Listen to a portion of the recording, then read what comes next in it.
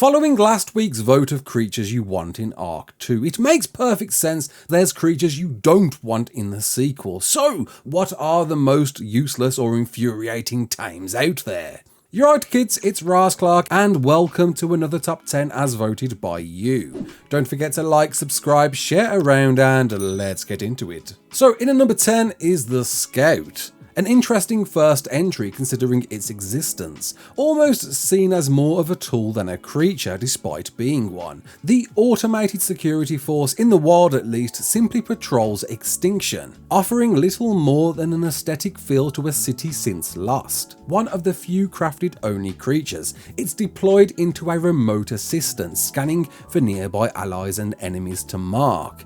Having at least some use in PvP as well as keeping those monolithic mechs in a healthy, happy existence, the need for one is pretty small, with perhaps some argument to offer some PvE improvements if we ever saw a Mark II. In at number 9 is the Polovia. Overlooking its sheer annoyance of being a whack-a-mole stunning annoyance, locking you in place and leaving you vulnerable to a certain death, something I'd argue at least adds an element of tension for some of those more difficult artifact caves. Its biggest letdown is arguably a saddle. Tamed, it just doesn't serve much more than a secret stash for those desperate moments. Once again, offering very little value for PvE and even PvP, knowing very little out there that choose to use these one-hit wonders as a form of defense. In at number 8 is the Giga.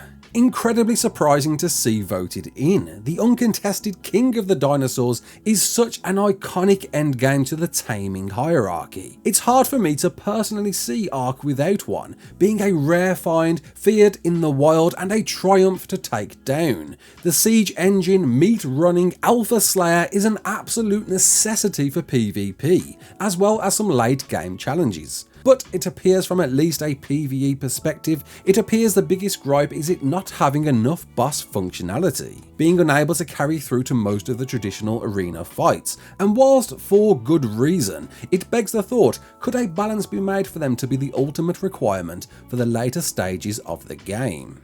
In at number 7 is the Managama. If a follower of this channel, you'll know how much I can agree with this never-ending Bory. Despite receiving many nerfs in the past, it still offers an unparalleled fight out in the open. Nimble, gliding and icy breath greeting, they are famously a Bob's worst nightmare, unable to escape the sub-zero stance it turns you into temporarily. Its ease of use is perhaps the biggest turn-off. Point and click, freeze, point and click, freeze, and zip away if any issues occur. It's one creature I truly wish at least offers some counter that never felt came to fruition. Reading your comments, however, its desire is more so because of its fantasy entry, with a big desire to rewind the ARK 2 roster to mainly prehistoric factual creatures than the wonderfully weird offerings the latter maps provide, a trend you'll find throughout this list. In at number 6 is the Shadowmane. Speaking of which, something again is a surprise to see, offering some great balance for both traversing, swimming, buffing and all around attacking is this scaly friend. Introduced with the final story map of ARK 1, the lionfish lion has sadly lost some appeal, owed to perhaps a needed natural saddle nerf. And yet, with so many abilities offered, it appears your biggest problem is its realism. Whilst feeling at home on its core map, taken elsewhere, it is perhaps somewhat too exotic, and a far stretch from the land before time you desire so much with the sequel. In at number 5 is the Leoplauradon. A completely agreeable middle entry.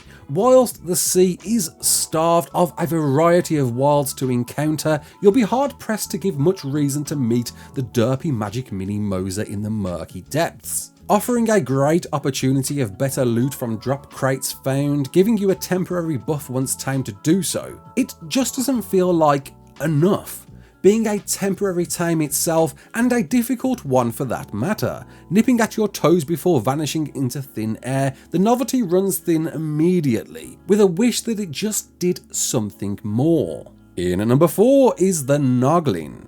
Back to the begun worldly weird list, the Brain Slug presents perhaps some similar traits in vote to the Giga, being an incredibly difficult tame to possess, presenting an endgame tame that offers some fantastic uses in PvP, mind controlling almost anything and anyone deemed fit. But on the other shoe, it's a tough stain to wipe off. Furthermore, again in PvE, provides little value than being a trophy tame to claim. And whilst some balance has been made to ward off in PvP, it's still a struggling advantage you seem to prefer a big fat boot out of the sequel's roster. In at number 3 is the Tech Strider. In one word, ease. Whilst the tribulations of claiming a big robot giraffe is a unique and fun grind, in my opinion anyway, once owned it reduces the game's already easier journey through playing Genesis 2 alone to a resource shower without an off switch. Offered in a variety of forms with a wide array of buffs and support, its biggest use is simply farming those mats. And when taken to rich havens can see your desire for anything on the ground reduced to an afterthought, swallowing incredible amounts in seconds. Whilst its entry with the last story map made sense, a return to the grind is a big request from many of you, getting those pretty little bob hands dirty once again.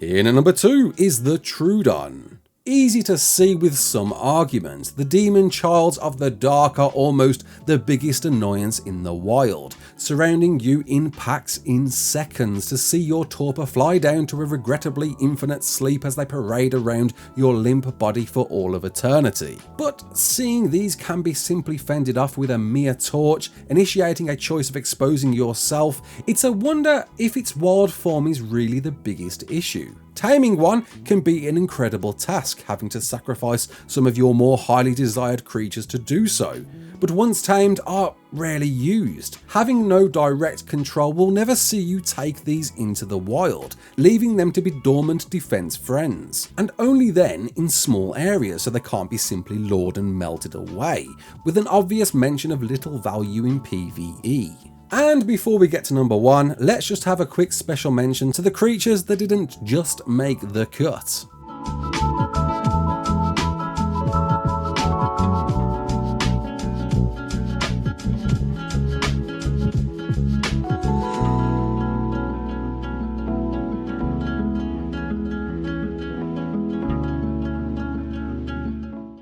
And here it is in at number 1, the Pegomastax. Hilariously and somewhat famously winning the vote. From a gameplay perspective, it's perhaps not a surprising one. Pegos are the flagship trolls of ARK, turning up at the most untimely moments to steal your prized possessions in one swoop, before skulking away into the darkness. To list what I've lost myself in the years of stumbling upon one would be a video in itself. And yet, as much of an annoyance as they are, the question has to be wondered, what would the game feel like without them?